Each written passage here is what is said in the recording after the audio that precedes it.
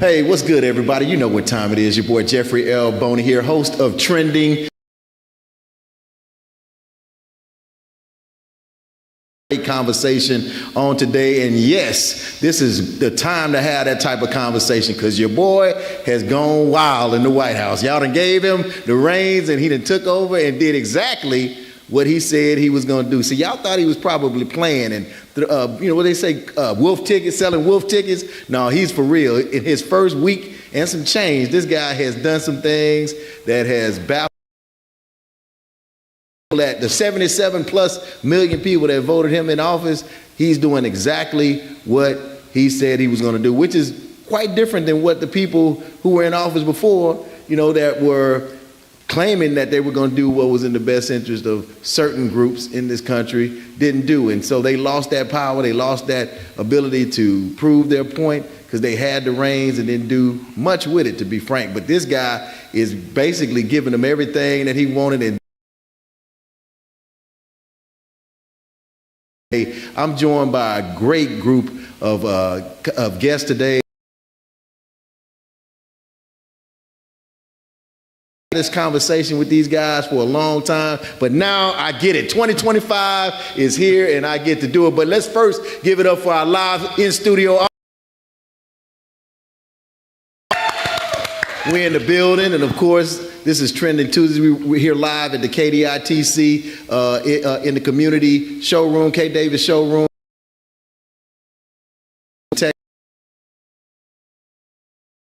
Today with this special guest, these two special guests on today. First, I'll give it up from a seniority standpoint to somebody that's been in the game doing this for a long time. I want to say 30 plus years in the game doing this, man. You may know him if you're a fan of Texas Southern University's sports, TSU sports. He is one of the voices of TSU football, and I'm talking about, he also has a great show that he's been doing, celebrated 20 years last year. Of KTSU Sports Rap.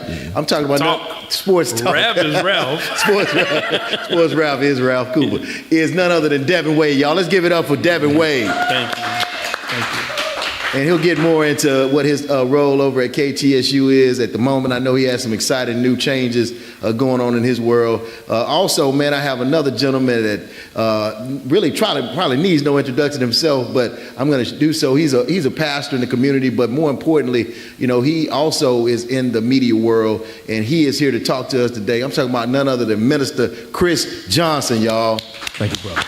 All right, so let's get right into it. So let's talk about the elephant in the room, and it's a lot to talk about. You right? Let's just be clear, it's a lot to talk about. But today, an executive order hit the scene whereby Trump, God, I hate saying his name. Anyway, the current president, Donald J. Trump, issued an executive order basically putting a halt on all federal funding for grants and all programs that the federal government assists. And people have gone crazy, man. It's shifted the whole trajectory of how people run their operations.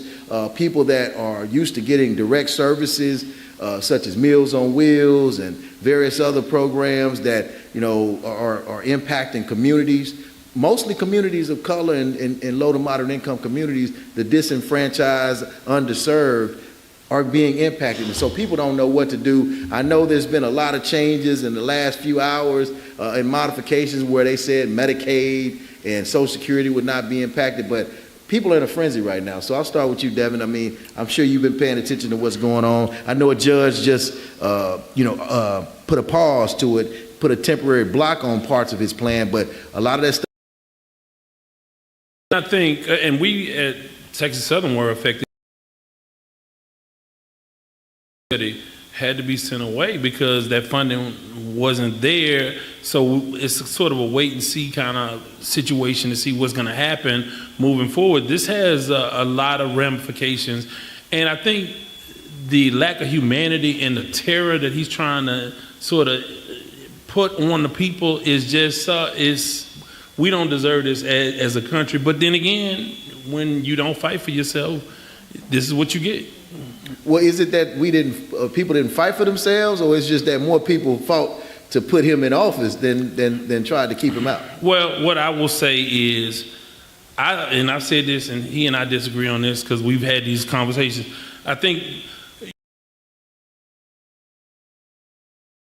immigration, it was really all about race and gender to me, and I stick by that. And I'm not so certain of the legitimacy of all of the results. I mean, some oddities happen when you look at down ballot in North Carolina, Pennsylvania. Democrats won all down ballot, but at the top, so people like you voted all Democratic down ballot, but here you went the other way.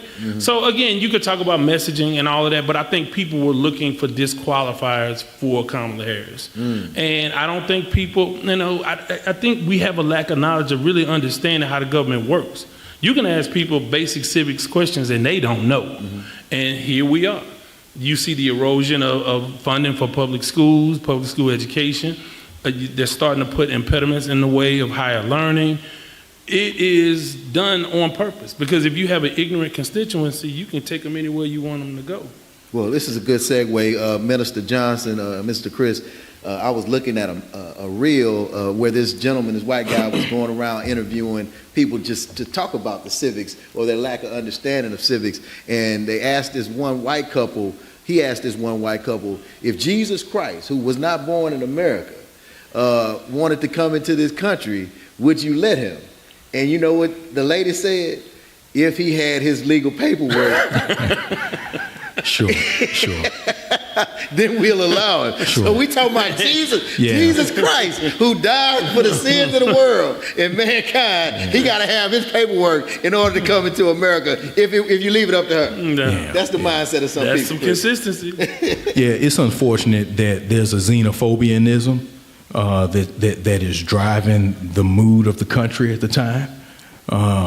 You combine that with a global populism that we've seen really sweep across the world.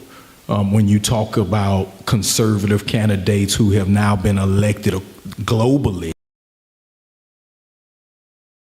governments and societies transitioning out of COVID.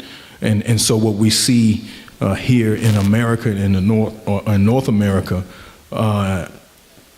is really, it is a phenomenon, but it is in line with a larger global trend and shift that is happening. And I think that it's important that we view it from a global standpoint. Over 50 years ago, against an American problem, we struggle against a Western problem. And so I think it's imperative for us to look at this in light of Westernism. So I mean, at the end of the day, though, these 77 million plus voted for him for, you're saying, Devin, you believe it was because of race and because of sexism, or race and sex or gender were the driving forces. But my thing is, could it be more? Because he's delivering on things that really, in most cases, don't have much to do. Wait a minute. No, hold on, wait a minute. There's a lot of DEI stuff. I'm not saying, I didn't, but there are he's had a lot of executive orders that don't have anything to do with race and gender, but they have to do with economics and basically overall control of the current state of federal dollars. And so I guess what I'm asking, is it more of a white supremacy type of a thing, and also a thing focused on money and power? Okay, so you look at who has his ear right now, Elon Musk. In the first week, what symbolism did he put out there, didn't put out there, with the salute, non-salute? It was a Nazi salute. I mean, I'm gonna call it what it was, but I mean. And you look at the dehumanization of the immigrants. See, that's the thing. I think we all agree that we don't want illegal criminals in this country. Everybody agrees on that. That's not anything to argue about. But when you put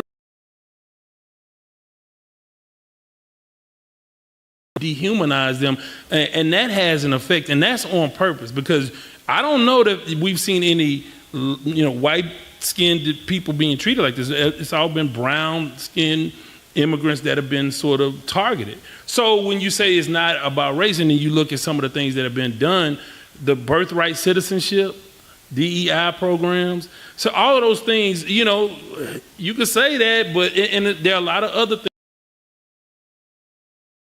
about the expansion of presidential power. And that's a slippery slope because he's only going to be here for so long.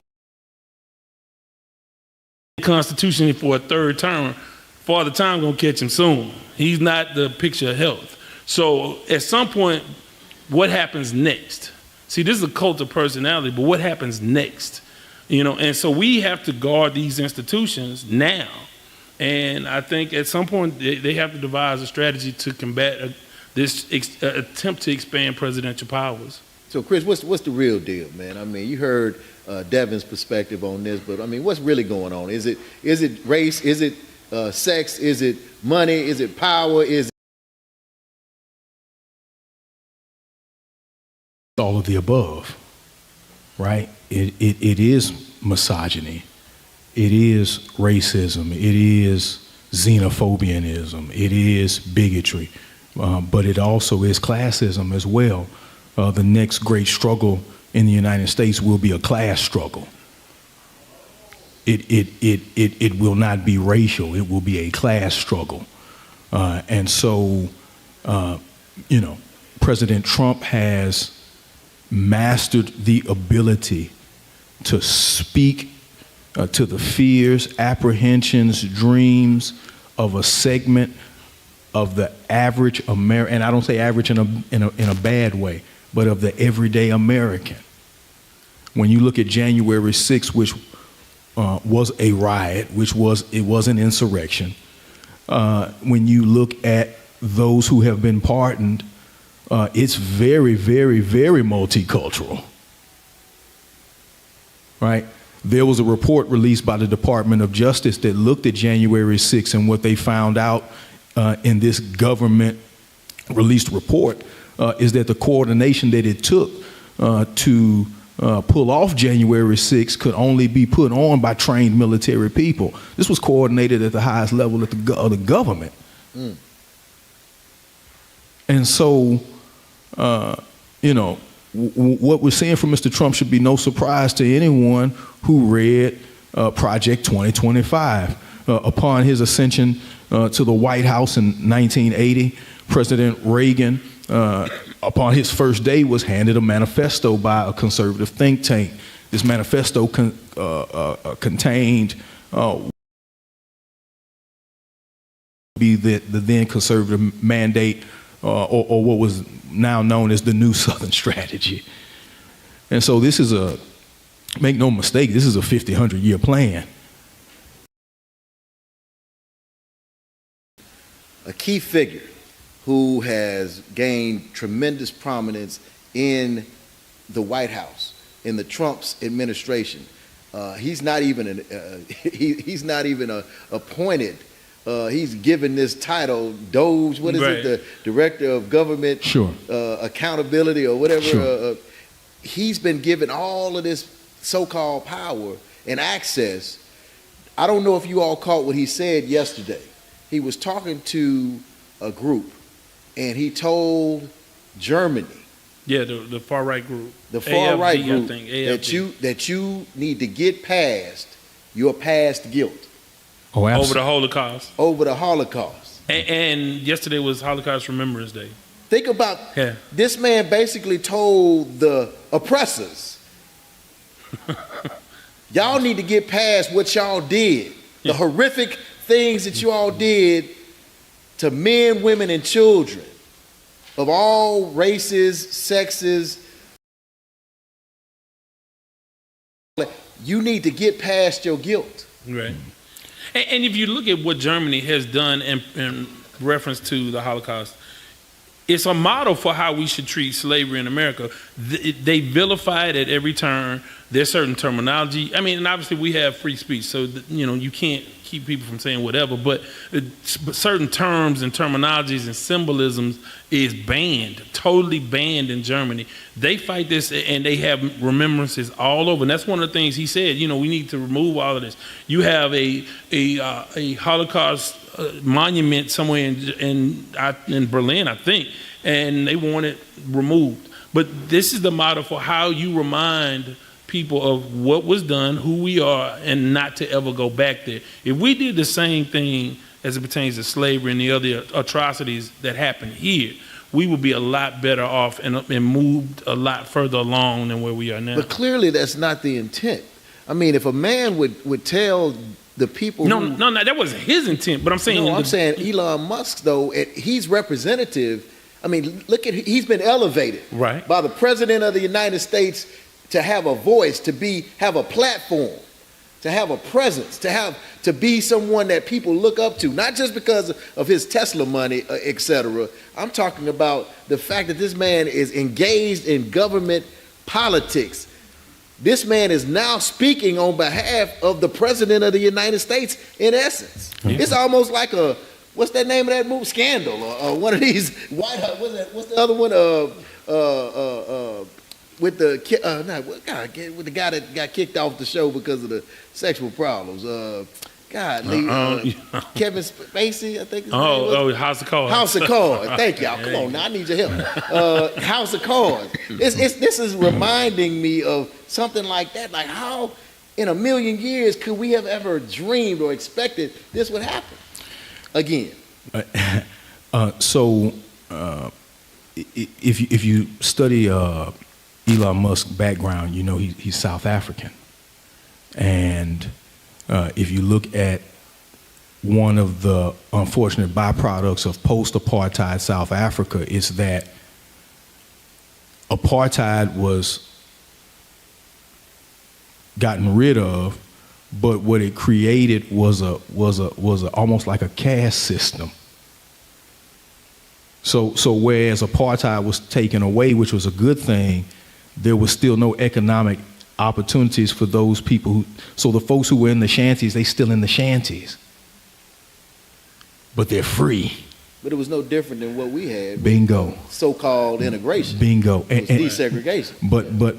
But to understand this is to start to begin to get some perspective, perhaps, into Mr. Musk's worldview. Let us not forget that Elon Musk was a Democratic supporter before he switched over to the Republican Party. Right. And a lot of him going against Biden/Harris was because he wasn't included in some of the conversations about electric vehicles. So really like petty stuff to say, I'm going to change my home. Yeah. And so, you know, Winston Churchill told us that in politics, there are no permanent friends, there are no permanent enemies, they're just permanent interests.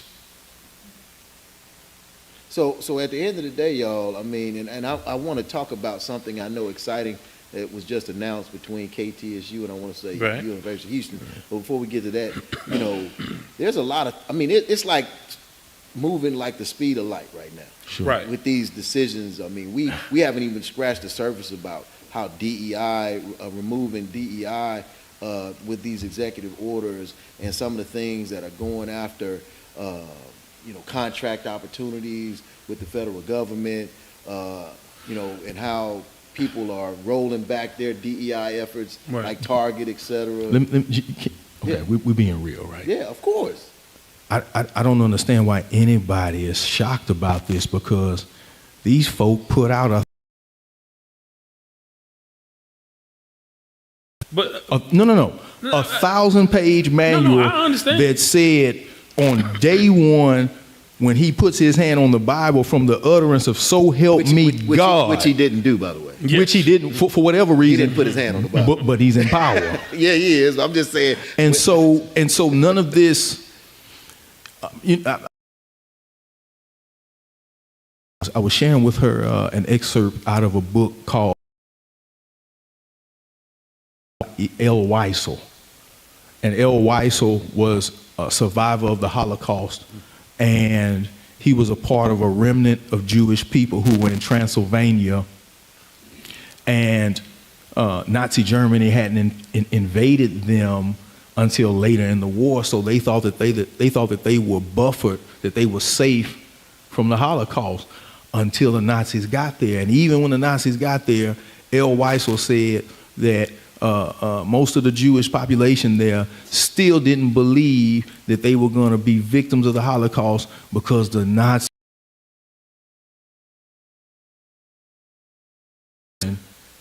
this is now the ghetto, and started taking their liberties away. And even then, they were in disbelief. And El Weiso said that the biggest thing that happened to the Jewish remnant in Transylvania wasn't their detainment, it was the fact that they never believed it would happen to them, even as it was happening to them. And that's what I There's a delusion in this country that only life can teach the populace. Often we talk about the third Reconstruction, but we never thought that it was going to be the third deconstruction. See, this is a he is reconstructing. Your children and my children will never know affirmative action. No, not as it was. Not ever. right. Well, I'm not going to say not never, but They're not going to open that back up. We're going to have to fight for that But again. And a lot of the voters, and one of the things about being a little bit older, we were like how crack came into the neighborhoods, it destroyed the black economy. It was a very destructive time. These people a lot of these voters don't remember that. And so they think these things can't happen. They don't remember, hey, it can get funky real quick. I agree with the delusion. But we are talking. But Mr. I don't believe that we'll never be in a place where it's not going to. It's going to revisit itself. It's just like that saying, repeated, whether good or bad. Yes, I agree with you, brother. But with President Reagan, there were certain bona fides in place that he would not touch. We are talking about the deconstruction of the Great Society by Lyndon Baines Johnson, which is set. These measures were put in place a generation ago because Mr. Johnson and a generation understood that you can't legislate morality, but you can legislate behavior. But see, the thing And you about, have to hold on, even- check this out though. But the thing about that 1965, he didn't even want to do that. He didn't want to do the Voting Rights Act, and he didn't want to do he didn't want to do that. But what drove him to do it? What drove him to do it was the embarrassment that America was facing because of what happened on that Selma Bridge. When those individuals were sicking dogs and billy clubs and trumping, bridge, and it was caught on camera and spread across the world, and people that were just like George Floyd sitting in their houses like, what in the world? I did not know this was my America. And so they had to look themselves in the mirror and say, we got to do act. Dr. King refused to budge. He said, I have other priorities that are important to me and my people. But when that happened, he had to pivot and then make the decisions. So I think that we're going to have to experience another one of those types of in their various.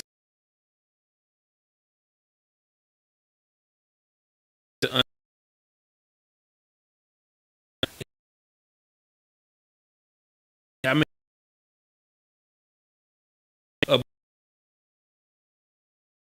it's a lot, and designed to provide checks and balances. Confident that they won't continue to overturn precedents that are so tremendously unpopular with the people. Maybe the good news is you got midterms, but how can you get people interested enough and engaged enough when they weren't for a presidential election?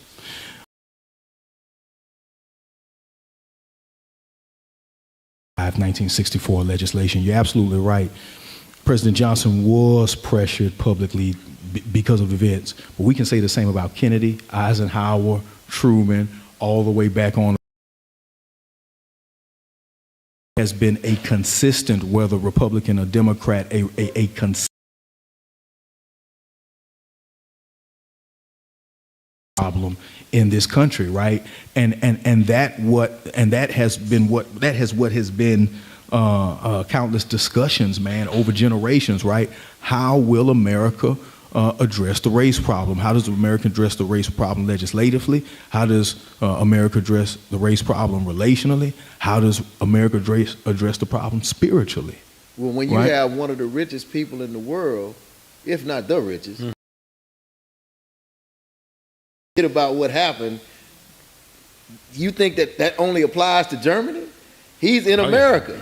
So he has the same belief and feelings about America. If you got people that are in power right now that are turning back all of these gains that African Americans made because of the hell that we went through, because of the trying to I guess, address the race problem, you're taking all of that back and saying, to hell with that. You know, it happened. Let's move past it. Let's go down the road. Kumbaya. Well, it ain't gonna be kumbaya with everybody. We have another mass movement. I'm talking about another civil rights movement where people get pissed off enough and they start they not affected. Their money, their freedoms, they're not impacted enough. Now, black folks, I know one thing about us. When we get pushed up against the wall, we gonna come out swinging. Right. We gonna come out swinging. Everybody may not swing, but I know a lot of us. I'm from the hood. I know what I'm doing. Sure, but the problem, here's the problem.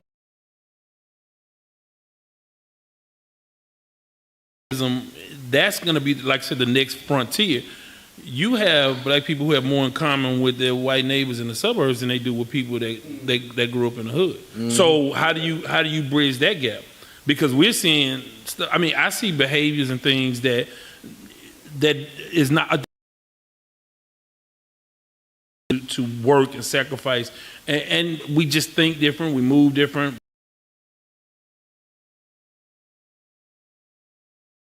Because you even with our performers now, Snoop and others, they're like, hey man. And allow Ms. Danette Davis to share some words and introduce who she has with her. But I want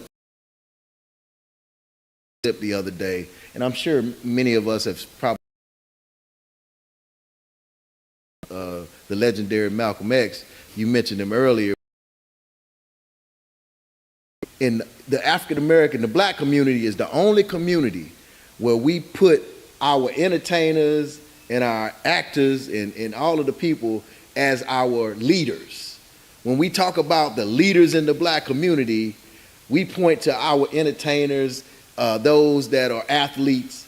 But when you think about the white community, they don't look at or the Asian community or the Middle East community or the Hispanic community and say, these are our leaders. Well, and I think, but that is for a very understandable reason in that traditionally it's been our athletes, our performers, our actors that have broken through. You look at Jack Johnson and what he did when he did it. Us. You look at Jackie Robinson, he's doing this. They were leaders in their areas. So when you have that to look at, to say, Jordan is a billionaire. You look at all of the business opportunities. In a lot of ways, they have been the ones that have been allowed to go into spaces that a leader, Mm-hmm. So again, that versus Max Schmeling, that was unprecedented. We need to look to the world that we can. Cosby, what he did in the 80s.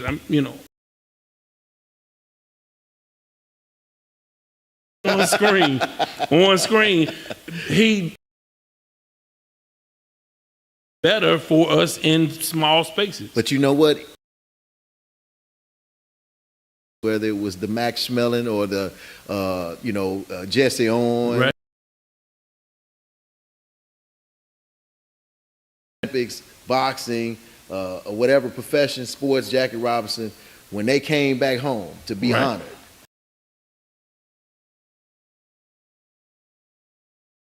stay in those hotels and eat in those Right. restaurants. So yeah, although they were those leaders as far as their professions, as far as being, and so at the end of the day, how did they get treated any different than the average man, the politician? Well, but there were limits to that, where the social had limit. Had seen no other name couldn't ascend to a space where and the only black faces you saw were athletes and actors. That is sort of how that has evolved. These were the examples people saw, and they said that, that's who we rooting for. That's Chris, I know you got something you chomping at the bits to share.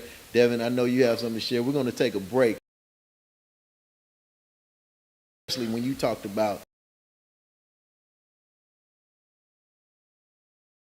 even during the civil rights struggle, there were a lot of folks that wasn't fighting.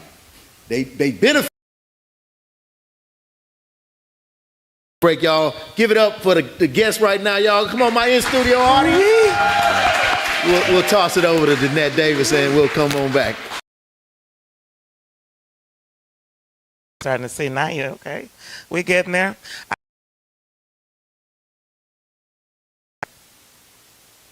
I don't know. You out there in politics, but I don't know. She registered about 500,000 people, and it's about putting it.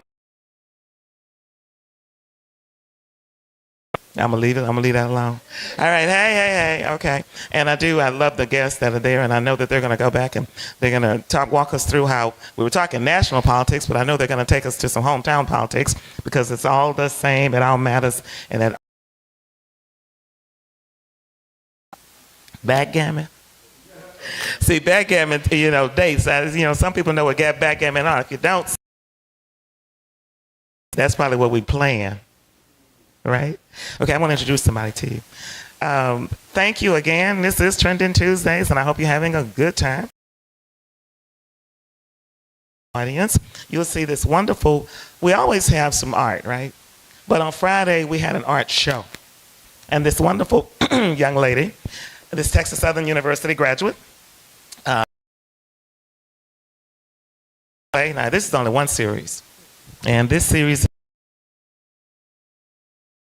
is Lifing, is what it's called. We had folk here. They hung out and we had her show and she got to talk about it, share with us who she is, and we're going to bring her back. But I want you to know, and I think she's going to, a couple of the ones that you can see right away, I just kind of want you to give them a little bit about what they have. It's here tonight. We plan to bring the show. That really needs, because she goes deep.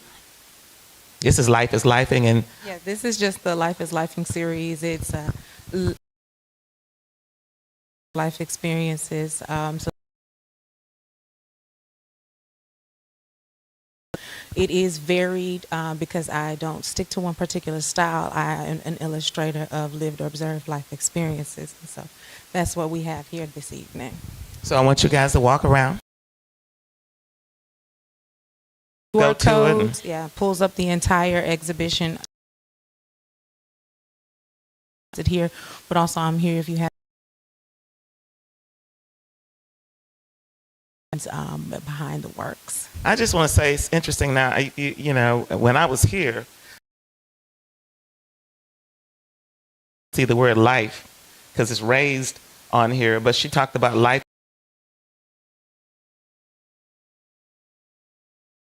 I don't know what this is. A tire she found on It's the a freeway. tire piece. Whatever, but it's life lived and things that happen. And then, wait a minute. This very one over here, I walked at that and I looked at it and I said, well, you didn't have to tell me what that was because I see a white picket fence and 2 windows. That's the American dream, Jeff. at this painting, and life is lifing, and that one was all confusion and the reality. That's what is life.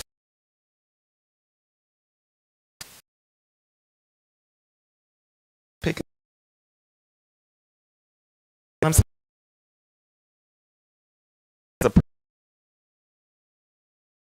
maybe the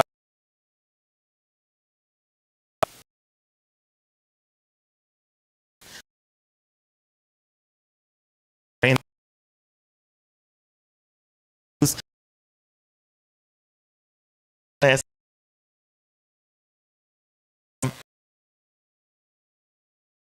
you know thing with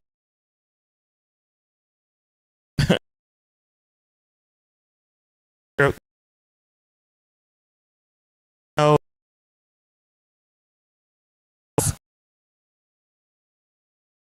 there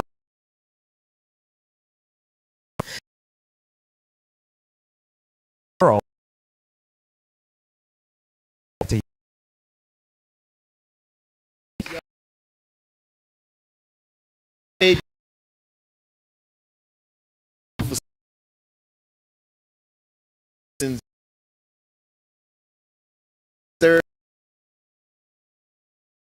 Everybody,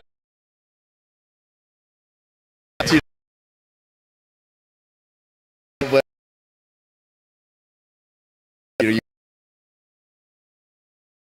we're in the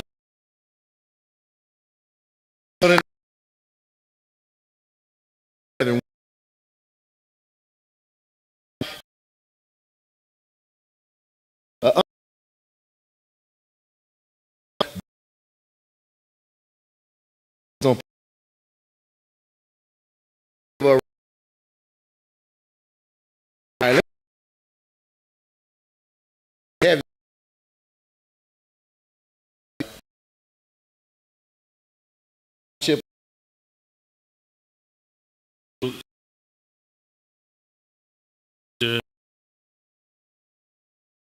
It's the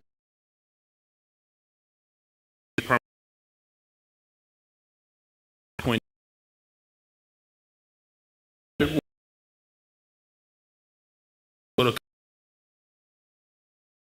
Now,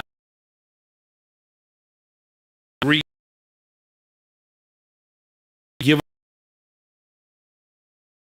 us have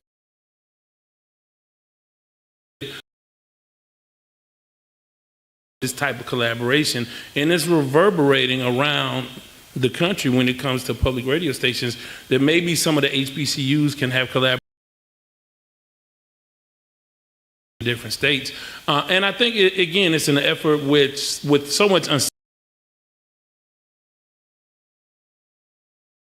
Have to find a way to sustain yourself and be innovative, and we're doing a lot of that at KTSU. Some of it is known, some of it is on the horizon, but we have some really great things that are coming up, and that is something that was really important for us, and it's the start of maybe some more collaborations in different areas that'll expand our brand, expand our opportunities people and help them as well, because again they wanted this collaboration as well at the University of Houston, so it's a big deal, and it's the first of its kind that we know of when you talk about this kind of collaboration between two public radio stations. So awesome, man. Congrats. Really, This sounds like some great news, man. So Dr. Braley, you're joining us. We've been heavy on everything that I know you've been paying attention to over this past week and some change with your new president, Donald J. Trump. Yes, your new president, Donald J. Trump. But you know, there were some things that we hadn't even talked. There's a lot of federal employees, y'all, that have lost and are losing their jobs every single day. Into their work, and they're losing their jobs. And we have to think about, from a humanities standpoint, what if that's us? You know, we can't just not care. Even with the immigration issue, even regardless of your position on immigration, these people are having their families torn apart, and you know, and various other things. Even those that were born here with the birthright citizenship thing is being attacked. And then another thing of importance, I don't know if everybody's been following one of his it's been so many, but one of his executive orders was him eliminating the Justice 40 initiative. And I don't know if you all are familiar with Justice 40, but basically some of the hardest hit communities in the United States relative to pollution are those of people of color, mostly black and brown people. And 40% of the funds were to be committed to the hardest hit areas in the communities. He eliminated that. He doesn't care about the fact that these communities are around concrete batch plants and other pollutants or things that are providing pollutants in the area. He eliminated that. So, Dr. Braley, you see all this stuff happening. Your thoughts? Gosh, one, I just have to say this is why times like this we really do need black press, we need black radios, so shout out to KTSU because we're going to need it even more because you're going to have to be even more creative than we have been in the past, and you are very familiar with the journals and all the things that we need to be able to message.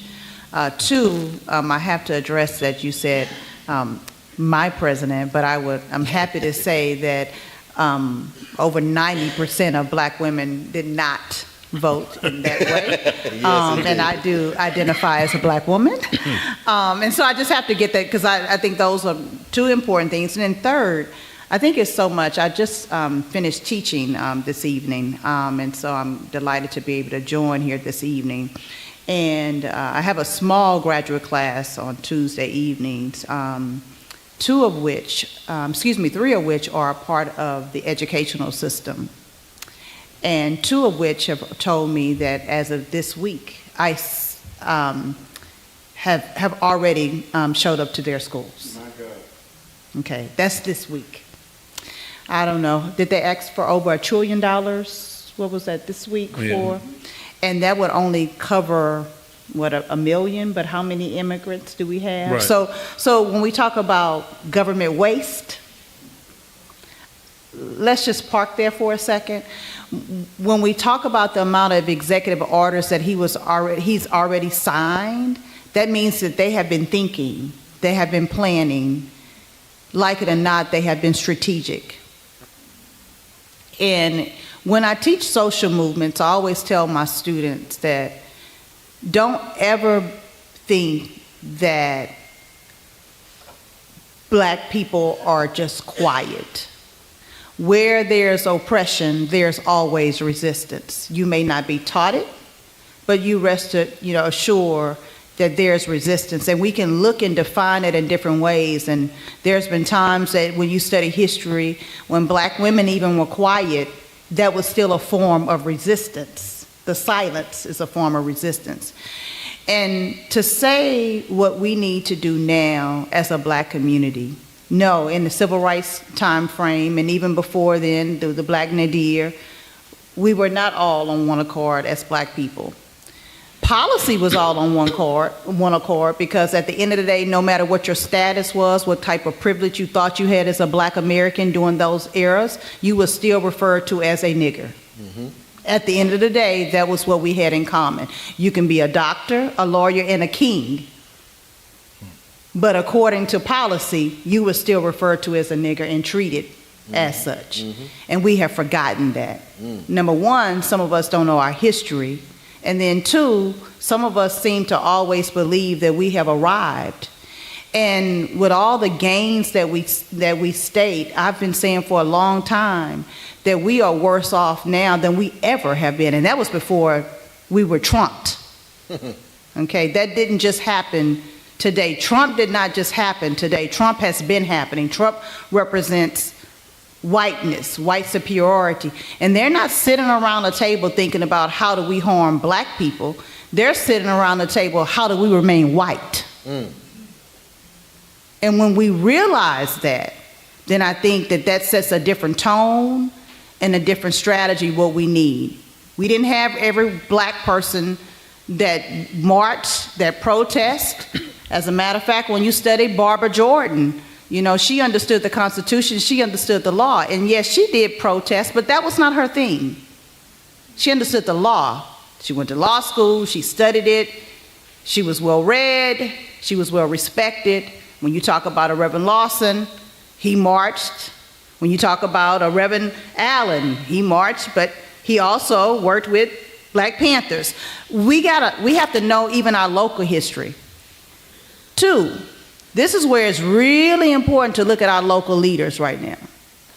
Because those who are quiet, those who are not messaging us properly to let us know, look, they're not just here and they don't know about it.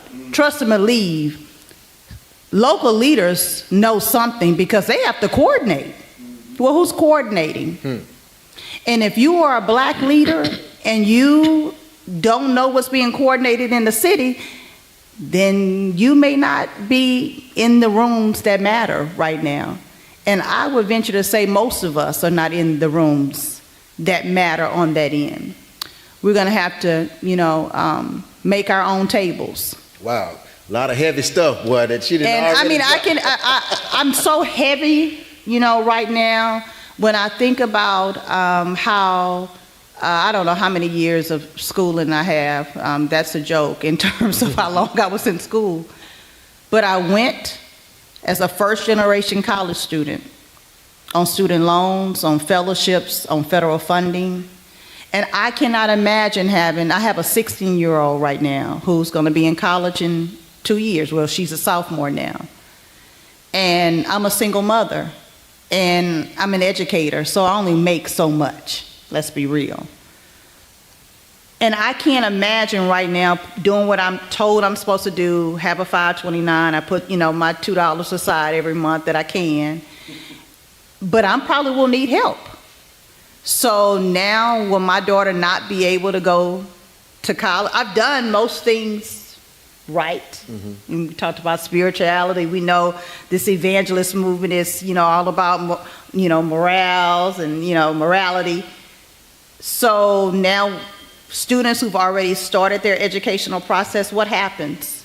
It's just so much out there. I heard, Devin, you mentioned that they're just throwing it out there. What can we get away with? Right. You start messing with amendments. Let's just talk. We've already, tampered with women's rights, and not we, they, and they got away with it. How much will they be able to get away with? As much as they like, as long as we sit around and just talk about it. Wow. Minister Chris, I know you were chomping at the bit before, Dr. Braylon, before the break. Your thoughts on that as well as anything else? No. Well, first, Dr. Braylon, man, it's just an honor to be sitting and just I think we gleaning. just close the show out right now. Yeah, we absolutely can. I'm like ready to go home. Say nothing else, but absolutely.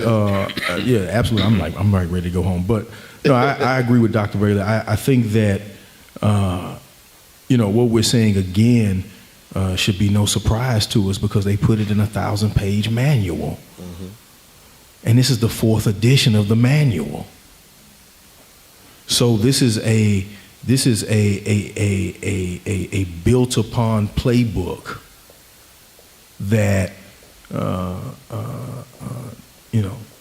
this group of people has been executing for the last 40, 50 years, right? But they were only able to get away with it from a thin margin. Where was our playbook? When I say our, I'm talking about supporting a party that does not support Black people at all times. Let me say this. I think we should ask the Democratic National Committee that and convention that. Now, you and I were talking about this earlier. There was an article in AP News where the outgoing Democratic National Committee chairman was asked. Jamal Bowman. Jamie Harrison. Yeah. And Mr. Harrison, who I hold in high regard along with his wife. If you know their story, they have an amazing story. But they asked Brother Harrison, did he have a recommendation for a replacement? And in this interview, he said, not only did he not have a recommendation, that he had a book deal coming out. In the book deal, he was going to name names about what happened. And while I respect his right to a book deal, I'm thinking, brother, you were just a culprit in the biggest generational political fumble ever. And you talking about naming names in a book deal? And so this, and I'm not saying this for Mr. Harrison, but I'm saying this embodies this prima donna attitude that some of these so-called leaders have. Dr. Julia clip is on YouTube. Blacks.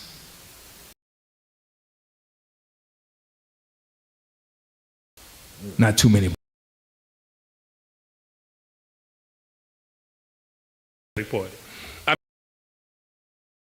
12 days into the administration, had we not said, well, we're not getting enough of this, we're not getting enough of that. It's an all or nothing kind of thing where we are so quick to disqualify leaders. And the alternative is what the alternative is. And I'm not saying that you're supposed to push to get everything that you think your community and your people need. You should always. But you can't go all or nothing when the other team is falling straight in line. But think about it, though. I mean, man, we gave President Obama the White House, the Senate, and the House. And what gains did African Americans directly receive under his universal health administration? care, Obamacare? Everybody benefited Okay, yeah, from that. everybody did. I'm But talking disproportionately, we benefited. I'm talking about black people. Okay. What agenda that we have that we presented as, I could tell you what the LGBTQ community presented and got, the Hispanic community presented and got, and what did we directly gain? We had two specific things when we gave President Biden the House and the Senate for his first 2 years. One was the John Lewis voting rights bill, and the other one was the George Floyd criminal justice bill. Neither one of those bills even got a hearing in the Senate and didn't pass. But you can push through everything else. Okay, so now, along those lines. So what's the alternative? So now we rolling with the orange guy now? Well, Because again, I'm not saying that it's right. What I'm saying is, in a dire situation, You gotta deliver. But you think they're gonna deliver? Yes, they are When delivering. we want impact for them. Yes, and But that's see, what I'm but here's saying. the So deal. I think that we have to be clear that there are short-term and there are long-term results. Yeah. America has never given black people long-term results.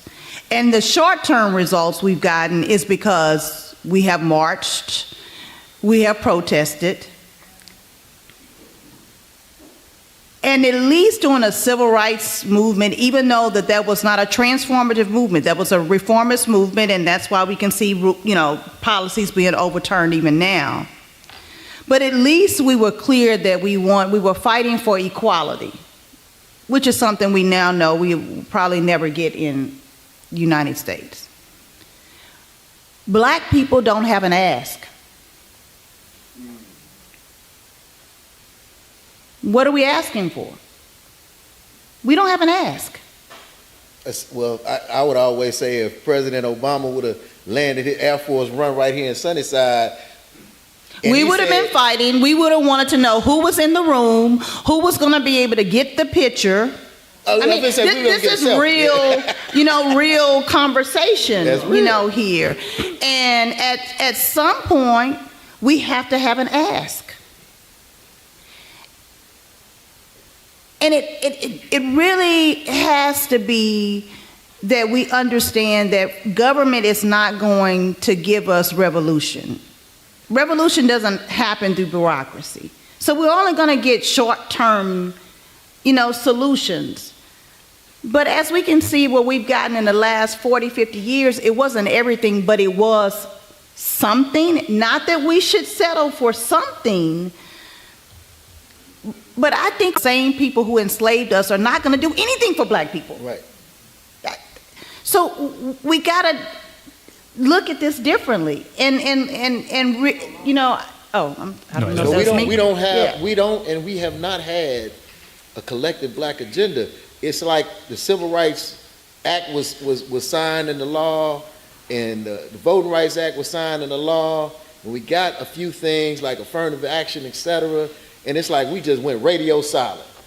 We had no collective black agenda, no asks, because there were some asks during the movement. That's why the Civil Rights Act was introduced and passed. That's why the Voting Rights Act was introduced and passed.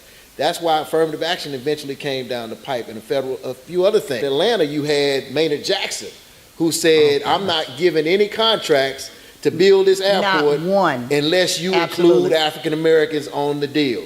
And that was the only thing he said. And quiet as it kept, Marion Barry. It was a reason why they came after Marion Barry. Yes, he had his challenges, but he was committed to a black agenda in Washington, D.C. So what's our black agenda, guys? And that's where the difficult part comes in, because now you have a separation in classes within the black community. Again, we're not all in the same neighborhood anymore. You know, we're dispersed. We have different financial interests. We have different financial. Because you're in the Woodlands, right?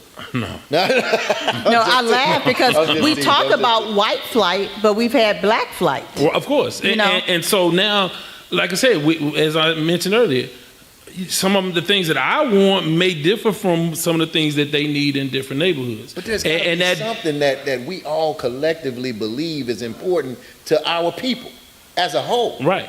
What is that? Can we just we come to the consensus that one thing matters to us? Let's just start with one thing. So what is your one thing? See, well, I got a list. I'm myriad of things. Okay, but I'm just saying, but we all have that one thing. And again, when you look at some of the things that were talked about in the campaign, you talked about first-time home buyers. Home ownership is important. You talk about different things that could have been done.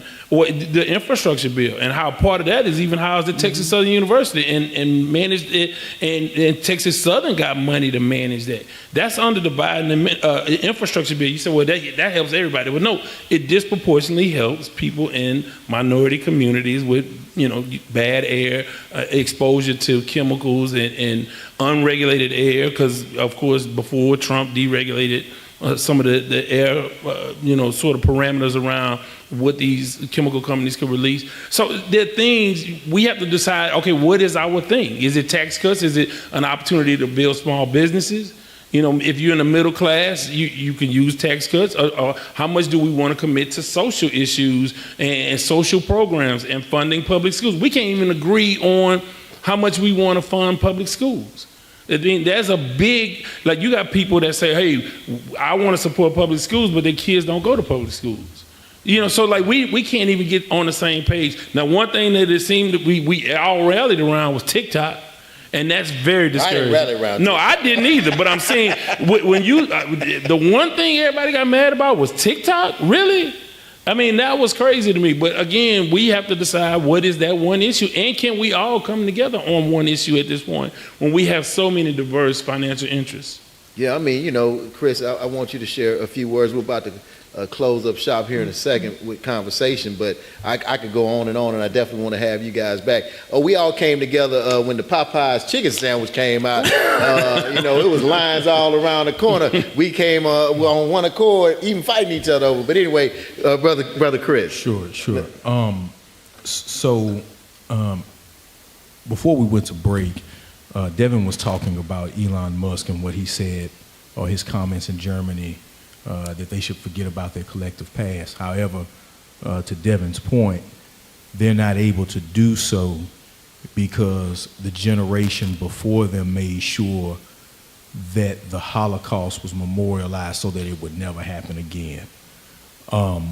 Several years ago, there was a movement in the United States to get rid of every Confederate statue, every Confederate street, every Confederate name. And the thought at that time was that there should not be a celebration of this culture. And while I agree with that, I'm reminded of the story of the children of Israel in the book of Joshua. Before they crossed over the Jordan, God told them to take 12 smooth stones from the Jordan across the Jordan River so that they would have a reminder for their children's children where God had brought them from. There's a reason we probably should have kept Dowling Street named Dowling Street. There's a reason why we probably should have kept a couple of those Confederate horses up. There's a reason why we should have kept, in my opinion, some of those Confederate monuments up so that we can remind our children's children's children where we came from. Part of the I can just show them a picture. But anyway, go ahead. I got some experience. this is a digital generation, but they really take to it when they can put their hands on it. Most black families at one point were 4 or 5 generations out of slavery, which means I touched the hands, and you probably touched the hands of people who touched the hands of slaves. Right? That's how connected we still are to that experience. And as we get further into the 21st century, we now have a post-racial black America who those experiences are only in black and white, they're not in living color. And so the challenge for us is how do we educate? How do we get back to telling our story to our kids in our home? How do we begin to share these stories? How do we begin to take away the stigma, right? That these were not some people in tatters on a plantation somewhere, that they were victors. Because they got more done 10 years after slavery than we've been able to do 10 years since. We're still standing on their shoulders after Reconstruction, still struggling how to figure out how to do this together, and they got more done coming off the plantation. Why? Because they had unity. Well, we're different there. But I think that's the wonderful thing why we got to get in the room and have these conversations. We're the only culture that do not have our own cultural schools. Asian Americans, they meet on Saturdays. They teach their culture. They connect with one another. They date one another. That's on Saturdays. Jewish culture, they do the same thing. Arabic, we are the culture that now we have our church. We do. And in all fairness, while the church used to be the most central social institution for Black America, it still has arms in the Black community. It has had to look different and be different, and that is not to take accountability from the church, but we have to church a little different these days. But we're going to have to find a way to do the same thing that has worked. In other words, they have a vision and they have a strategy. And what we're seeing in terms of being trumped in this nation is a movement. It's a social movement.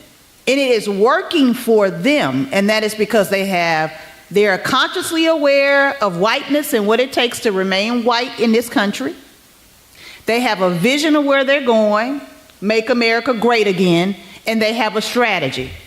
And it started over 50 years, and that's why we see the judicial system the way it is.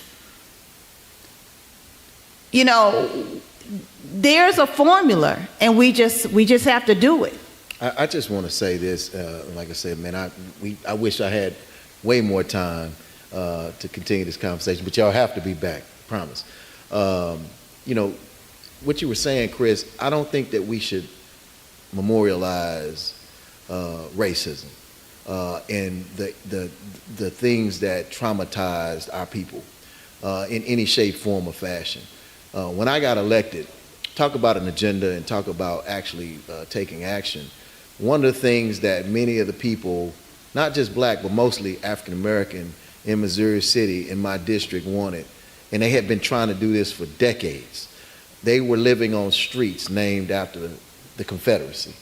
One of the primary streets was named one of them was named Bedford Forest Drive, and the other one was Bedford Forest Court. And I don't know if you know who Nathan Bedford Forrest was, but he was not only a Confederate general, he was the first Grand Wizard of the Ku Klux Klan. Sure. And there were many of my African American residents who would tell me, I'm having to tell my relatives or my friends to come over, oh yeah, make a right, turn left on Confederate Drive or Confederate Court or Confederate, or Bedford Forest. And they like, you stay on Bedford Forest? You stay on Confederate Drive? And it was embarrassing to them. They didn't, it stung that they had to live on the street. They love the community. Sure. They love the neighbors, but they had to live on the street named after something so painful to our people. Not them, they didn't go through what our ancestors went through, but they felt that pain. Sure. They connected with that pain. And so I made it my point to understand public policy, our ordinance structure, how it went. And everybody who else kept giving excuses why it couldn't be done. I talked to our city attorney and I said, what do I need to do to amend this ordinance? And then she told me, and I was like, all right, I figured out they had it set up where you had to get 90% of the residents on that street to sign a petition to present to the city in order for us to consider a name change. Well, I was like, that's too high. All I need to do is amend the ordinance. So I got an ordinance amendment, got my colleagues to agree, and we reduced it to 70%. So guess what? They were able to get 70% signatures on Confederate, got all of them changed to Prosperity Way, Prosperity Court, all the Prosperity Drive. But then Bedford Forest wasn't changed because there was one house, one white couple, well, it was several people, but one white couple who were adamant that they didn't want to change it. And they needed one house. So guess what I did? I went back to the city attorney, got another ordinance amendment to change it to 60%. Sure. I said, okay, if it ain't gonna work for 70, we're gonna make it 60 because this needs to change. And they were able to change it from Bedford Forest to Liberty Way or Liberty Court. So I'm just saying that it takes us seeing these ills, these wrongs, and not embracing them to fight against them. We got to stand up, but it takes us having an agenda because I could not do it without those residents. Yeah. They had to go knock on doors. They had a plan, and they took the ball and ran with it. I said, this is what you need to do. I need your help. Bring it back to me, and I'm gonna bring it across the finish line. But we need more black leaders, not just politicians, pastors, Everyday people. sportscasters, regular people, neighbors, to make it happen. Yeah, and Brother Jeff, I want to be clear. I'm not talking about memorializing racism. What I'm talking about, I had a young man come to my pastor. I go to Good Hope Missionary Baptist Church, which I think is the best church ever. And I had a young man come to my pastor, Dr. D.Z. Cofield, and he was writing a paper entitled, Why Are Jews Taught to Remember and Blacks Taught to Forget? And what he and my pastor found, came to the conclusion, is that the reason Jews are taught to remember and blacks are taught to forget is because Jews will never put the education of their children in the hands of those who once oppressed them. Well, There is a Gotta say something on that.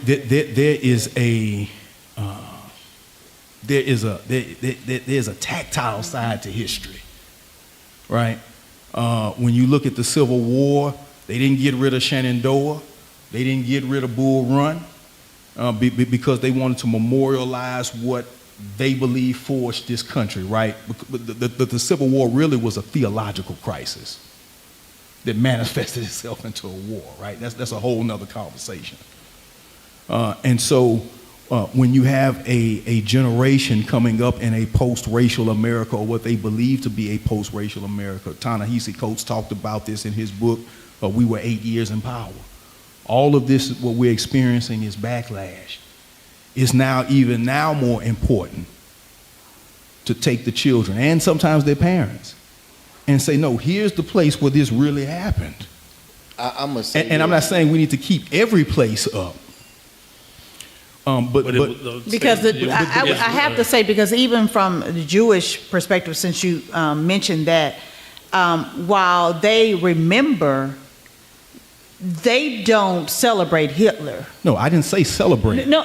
So No, what no, I no, mean no, by that, but I mean they don't celebrate it, and I don't think that they give a lot of tactile. I mean, it's You have a Holocaust Center right in the museum district. Yeah, Holocaust Museum. Right, you have the Yeah, Holocaust in Museum. DC, and- that You and lifts I- up, but it really But it lifts. tells their story. That's what I'm saying. But I promise you, And they control that narrative. but I promise you this as we close, I'm gonna give y'all a minute to share your thoughts. That ain't no Jewish family, ain't no Jewish leaders saying we need a statue of Adolf Hitler so we I can take agree. our kids and our families to, so we can remember what happened to our people. Nowhere in the world. Right, but that's not what I'm saying, brother. I'm just saying No, but that's not what we need. But Jeff, as that's a people. mischaracterization of what I'm saying. That's not what I'm saying, brother. Okay. What I'm saying is that the artifacts that remain from that period need to be preserved so that our children can go to a place and understand where our people prevailed from. Because we're talking about Elon Musk, but them same kids are going to get on his platform X and digest thousands of hours of BS content. Man, we got to finish this conversation later. Good. Devin, share your thoughts. Then Dr. Braley and then Chris close us out. Or Yeah. was that your close out? No. Now, it was great to be here. Great to have these kinds of conversations. And I will say that one of the things you talked about, you can fight where you are. We talk about microaggressions in the workplace. We can have micro progress in little areas. So don't think that you're helpless. And I think that we have to have conversations with people who just don't know and try to be teachers. We can all teach our neighbor. I mean, because most people don't. We talk about how many people don't have a third grade level of reading. Fifth grade level of reading, and don't have a remote understanding of civics. We can break down and tell away of some of this disinformation that's out there, this misinformation that's out there that's fed to us. But again, these kind of conversations are important, and I'm glad to be here. And again, want to encourage you guys to keep supporting KTSU. We are growing. We are doing some really important things, and we are your community station, and we need the community to continue to engage with us because we're gonna be there. We've been there, and we're gonna continue to be there. Thank you. Dr. Braley. God is good. Jesse Jackson would say too, keep hope alive. This is a period of history that I think we are going to also want to forget, but we really need to understand it because a history that we don't understand repeats itself. And I think that we need to get prepared, and I think we need to find what our asks are, and we need to get in the room. Competition is not for us, collectivity is. And we need to find a way how to make sure that we are conscious, that we're operating with vision, and that we have a strategy that includes both short-term and long-term here. And we have to do it, and we have to do it today. Minister Chris. Thank you. Well, first, Ms. Kay Davis, thank you, and Devin and Jeff, thank you so much for allowing me to sit on this platform. There's a clip circulating around YouTube of cartoonist Aaron McGruder, who is the creator of the Boondocks. And in this clip, and this is a clip maybe 15, 20 years ago, he said that black people had lost the moral high ground in this country. And unfortunately, I believe there is some truth to that. Unlike our forefathers, we have assimilated into Westernism in this country. We view each other through, some of us view each other through a Euro-American racial prism. And while we do fight an external battle, we have an internal battle within our own community. And I believe that this past election cycle exposed on multiple levels threats and opportunities for us to get stronger, as Dr. Braley said. And so I cite a principle of Umoja when I say unity. Unity is the foundational principle on which our people will pull ourselves up by our own levers. And listen, I just want to just close out by saying, I'm blessed. I guess I'll say blessed because I get the opportunity to work with this administration as part of the legislative committee through the National League of Cities, as I'm on the national board of directors now, and it's going to be a challenge. We've been on calls all day today talking about these executive orders and the impact on municipalities, city, towns, and villages across the United States, and particularly those marginalized communities that are truly going to be impacted by a lot of these decisions. But I just want us to remember that we must not surrender our humanity Amen. in the face of this administration. Right on. Regardless of who and regardless of what, we cannot surrender our humanity. We can't say, I don't give a damn about those that can't speak out or care for themselves. We have to be the ones that fight for ourselves and fight for those that can't fight for themselves. So I challenge us, do not surrender your humanity in the midst of this administration and its decision making. All right? All right, y'all, that'll do it. Give it up, our studio audience. Give it up for our guests. Give it up for Danette Davis. We're going to toss it to her. We're going to get up out of here, y'all. Peace. Oh, boy, what a fantastic panel. We're going to have you guys back. I mean, I love that back and forth. I mean, we get to hear different opinions. I mean, that's important because we're going to have to figure something out, right? Okay, the things that, though, Jeff, I think what we didn't talk about, and I don't know, maybe I missed it, but Chris here has a food pantry Yes. that he operates. He tells me he works in a food desert. Sure. You know? Sure. I have Just a the little. honor of serving as the director of pantry services at Hope for Family Food Pantry, which is at Good Hope Missionary Baptist Church. And so our operation hours are from 8 to 12. We serve everyone, right? First come, first serve. And we look at everyone as our neighbor clients, right? We understand the challenges that families, working class families are having. The food insecurity, the funding that Councilman Boney was talking about earlier is a real thing. We were just a part of a round table discussion today about the immigration roundup and ICE. Well, these things are affecting places of faith that serve people in food pantries, because guess what? A lot of our immigrant or migrant brothers and sisters are coming to these pantries because that's the only place they can go to get groceries, right? And so now houses of faith are now going to be targeted, unfortunately. And so we serve there. We're going to continue to serve. We serve with dignity and pride. So come on by, just ask for Pastor Chris, and we'll get you hooked up.